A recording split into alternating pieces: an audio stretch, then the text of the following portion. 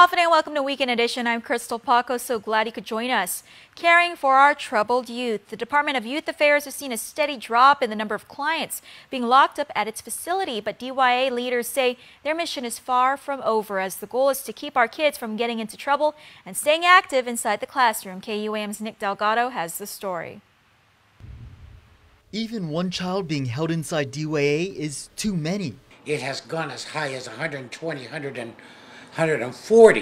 Outgoing DYA Director Peter Alexis Addis says just over a dozen clients were staying at the facility over the holidays. Many of these kids are not able to go home because their homes are not suitable according to the courts. Kids as young as 8 years old. Fortunately, he says the department continues to see the number of youth in DYA decrease. Addis credits the juvenile justice reform. It helped these kids. They take the situation, study it by the judges and the lawyers. They work together. They say, hey, this is a kid, let's look at other options for these kids. And it's working. Many of the kids, very rare do we have a first-timer in here. Many of the kids that are coming back, it's because they didn't go to the probation office, they skipped school. He says the mission is to keep the youth safe while in their custody, but he also has this direct message for parents. I have often said this. I think sometimes we got the wrong person in jail. It should really be the parents need to start accepting responsibility of their children. Responsibility, he says, to keep the youngsters on the right path and out of trouble. Reporting for Guam's News Network, Guahosi Nick Delgado. Meantime, DYA's new leadership will be starting off on a positive note. Plans are already in motion to build a new administration building at the Mingila facility using federal funds. The price tag, $1.9 million. From a consent decree being lifted to enhance security measures and put in place, outgoing Department of Corrections Director Tony Lamorena reflects on his time leading the prison under the Calvo administration. He says the plan now to get the aging facility upgraded. A request for proposal has been issued for the department to develop a master plan. There were a couple of companies that were interested, picked up packets.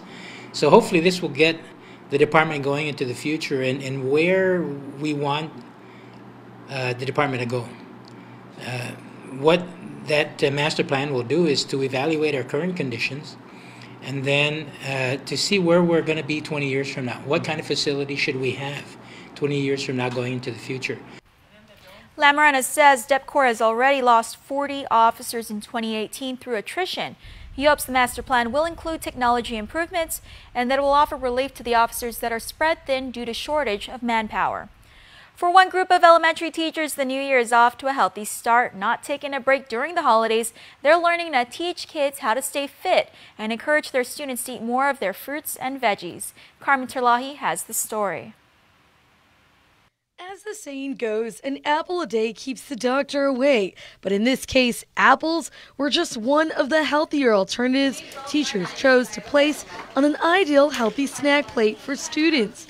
This week, 22 teachers from GDOE's elementary schools participated in a 3-day training on nutrition and physical activity. The conference is sponsored by a grant from the Stay Well Guam Diabetes Foundation. The goal, to prevent health problems like obesity and diabetes early on. We learned about the statistics that the leading cause of death here in the Pacific and in the United States is cardiovascular and diabetes. So because it's so there's so much diabetes here in Guam, we're really learning how to prevent that. The numbers say Guam's child overweight obesity rate is too high. According to Children's Healthy Living Research, it's 39%, compared to the national average at 32%. Patrick Lucius, acting administrator at the Bureau of Community Health Services, says more youth are diagnosed with diabetes. The youngest age reported on Guam for type 2 is only 5 years old. But teachers can help tackle the issue.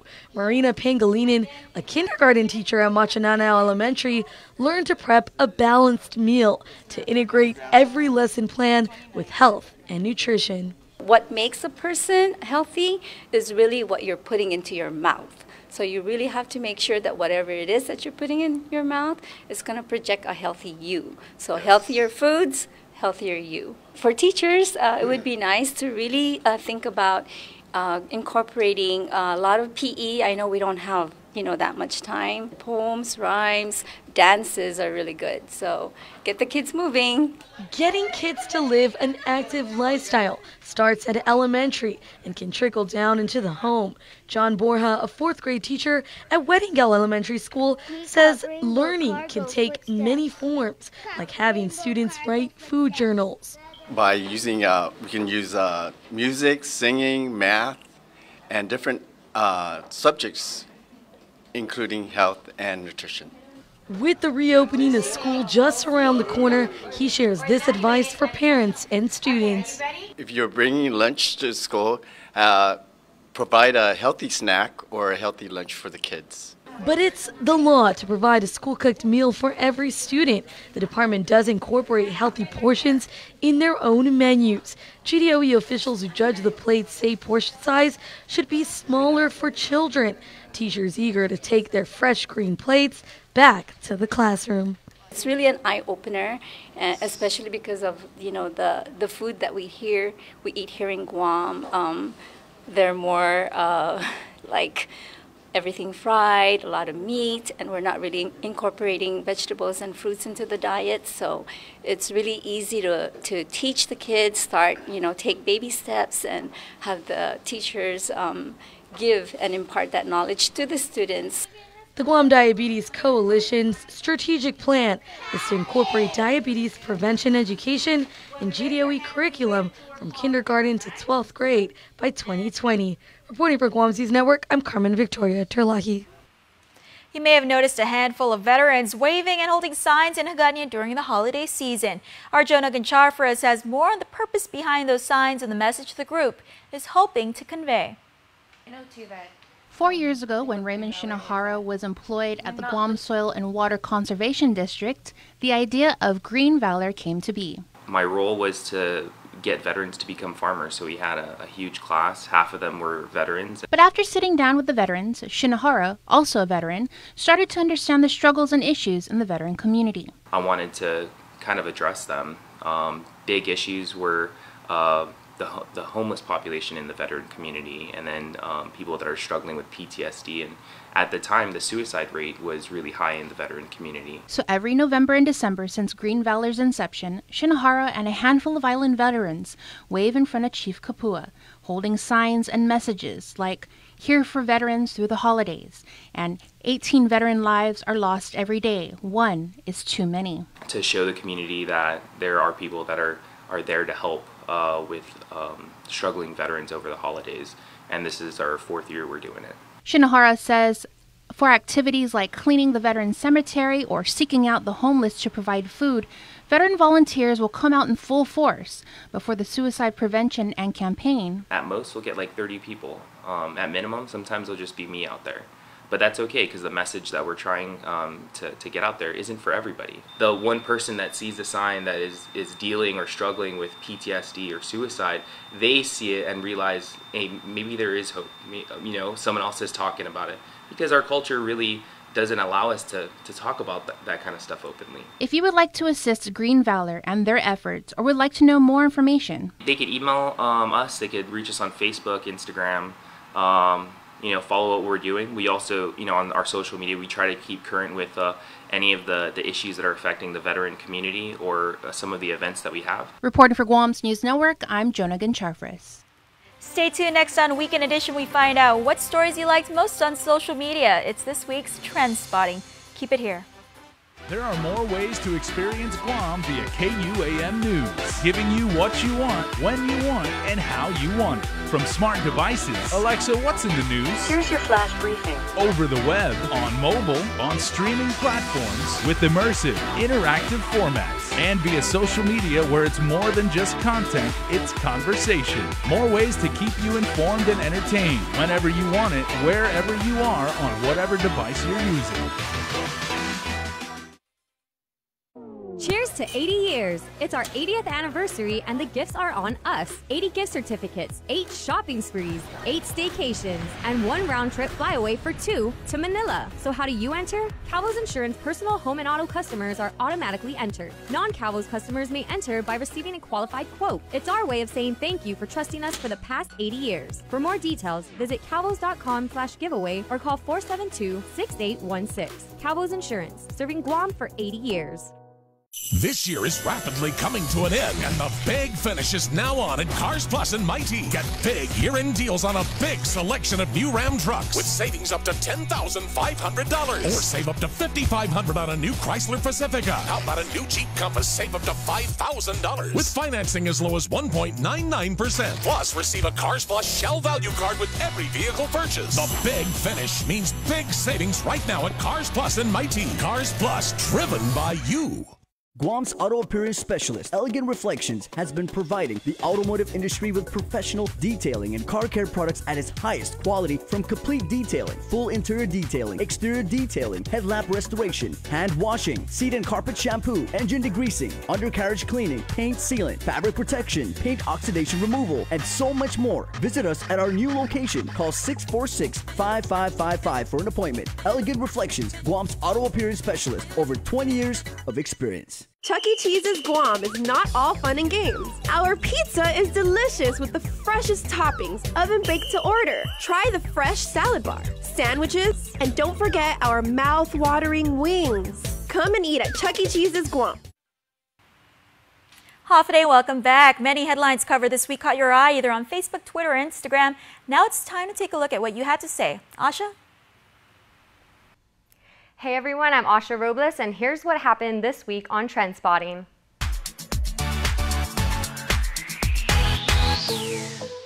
It's going to take more time before Guam's 2 public pools can reopen. Meanwhile, pool users are doing whatever they can to continue their water activities. In December, Director Bill Regis told KUAM GWA discontinued the water at the Hagåtña pool after a leak. The department owes $500,000. Regis says, quote, "We are still working together, DPR, BBMR, and Waterworks regarding the payments, which should be soon," end quote. He apologizes to the public for the closure and reassures the public that the opening of the pool remains a top priority. In the meantime, up north, DPR officials said they're waiting for one part to fix a broken pump at the Dedido pool, and when it arrives from off-island, they will both reopen after the pool is cleaned. Our viewers online weren't too happy about this situation. Rachel Jordan says, "There's no valid reason for this to happen. What about contracting with Leo Palace and one of their pools for the people of Guam to use? The government should have a temporary solution for this. The community should not be without a pool." And Danny Payumo says, "Feeling bad for the competitive swimmers and swim instructors and coaches who give so much to the sport of swimming."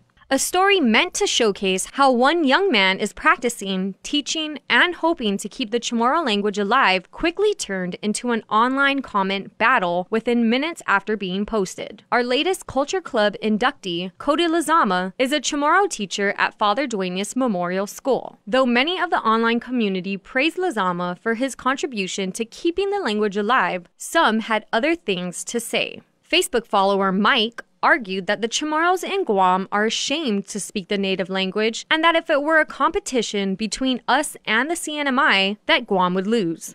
Others coming to Lazama's defense, even replying in Chamorro, stating that although most people don't know how to speak the Chamorro language, there are a handful who do and want to keep it alive, and one should not generalize that the Chamorros in Guam are ashamed of their native tongue.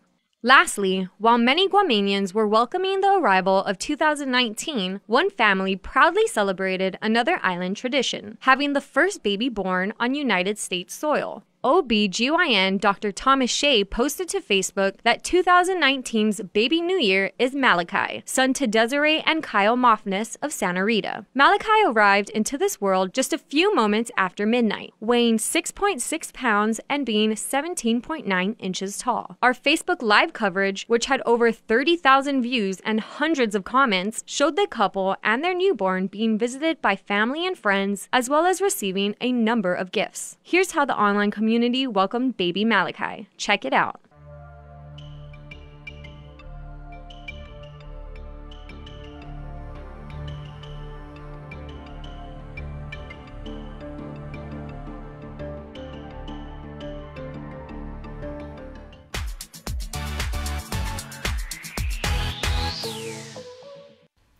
That's it for now. We'll see you guys next week. Thanks, Asha. Jason is next with your Crime Stoppers report.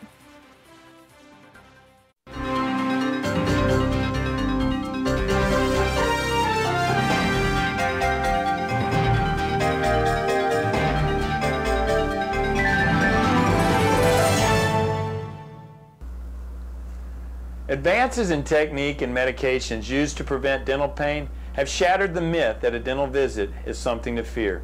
Even the dreaded root canal or wisdom tooth extraction.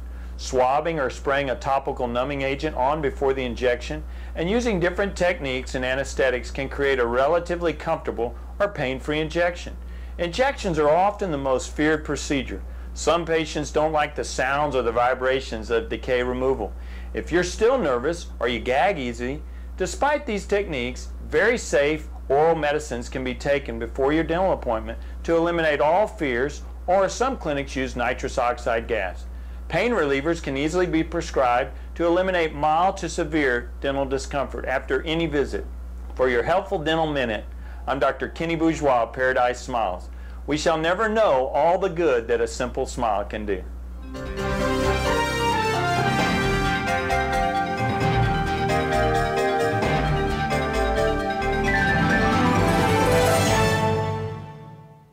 There's no place on Guam like Chuck E. Cheese's.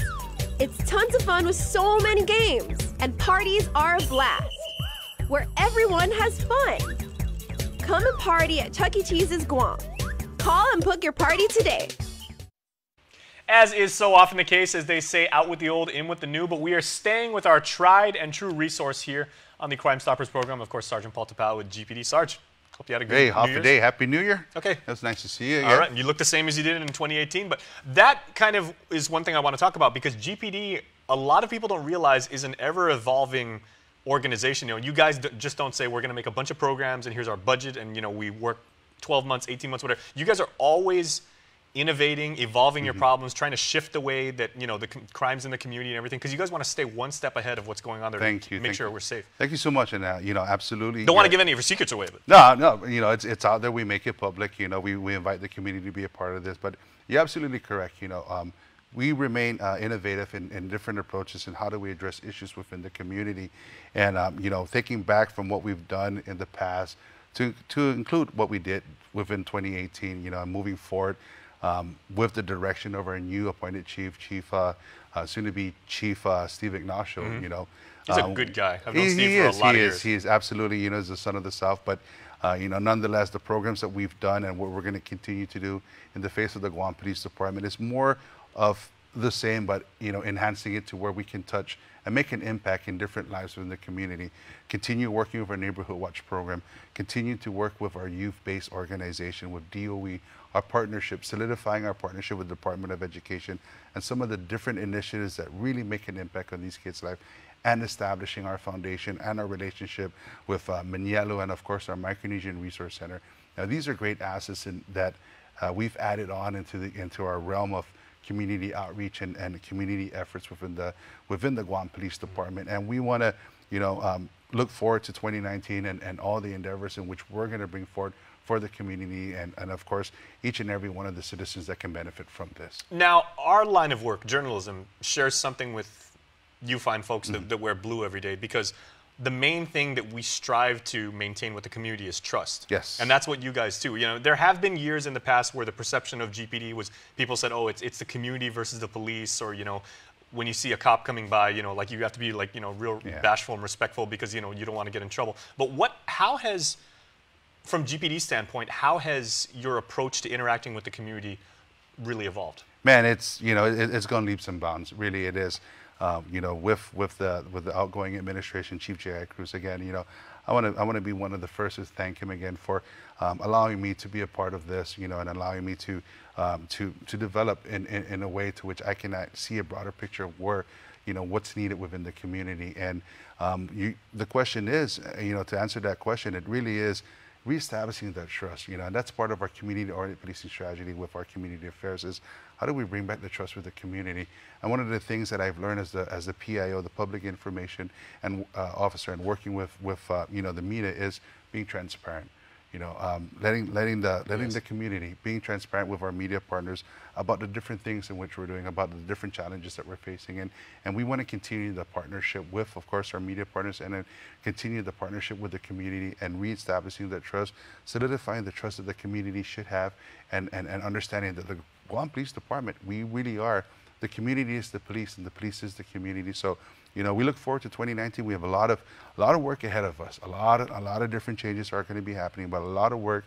And for us to continue the work, we're going to rely on the community, rely on our foundation community organizations like the Neighborhood Watch program, and the Crime of the Week. You're going to hear exactly how important this is, as it really is going to showcase about the importance of the Neighborhood Watch program, our youth-based organization, our youth-based initiative with the Department of Education, and of course with our Micronesia Resource Center. Okay, well, that's a perfect segue. So take us into this week's Crime of the Week, because I want to talk about the incoming chief in just a second, but what do we got this week? Absolutely. This is a dual initiative between the Agana Heights and the Sinahanya Neighborhood Watch Group. On December 12th, apparently what had happened was victims or innocent bystanders were victims of a crime, and it was captured on surveillance video. So again, if anybody has information, call Guam Crime Stoppers at 477-HELP. All right, here's the 411 that you need to know.